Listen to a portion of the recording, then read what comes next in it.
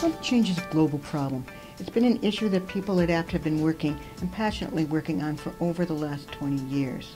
What we have to do is look at it from the international perspective to reduce the global greenhouse gas emissions, but also at the local level to build that type of resiliency that we need to be able to deal with a changing environment.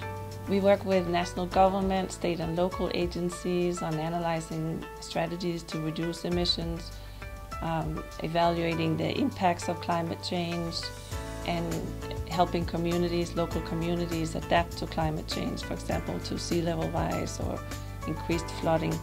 So, for example, in developing countries, we are working with farmers to identify and use crops that are more resistant to drought. In Colombia, we are working with local communities to develop a plan for be better prepared for increased flooding. In Massachusetts, we are working with the state government on analyzing emissions to reduce strategies to reduce emissions. And for EPA, we are working with them to educate students on climate change using their website.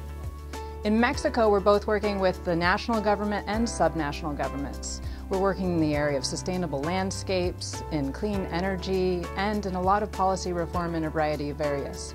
In fact, we've really been instrumental in the passage of the recent general law on climate change in Mexico. Mexico is at the forefront of climate change legislation. And what we did was we provided policy research, we did pilot projects, and we really created and worked with Mexico to develop an instrumental tool that is helping them to both measure the progress on their climate change actions and also measure the impact of the greenhouse gases and see how they reduce them. Now that tool is being spread to cities and also other countries around the world. The important thing to understand is that climate change is happening now. A lot of the sectors have been affected, including agriculture, health, transportation, energy, and we help the communities come up with options so they can adapt to climate change and create resilience into the future as climate change is getting worse and worse.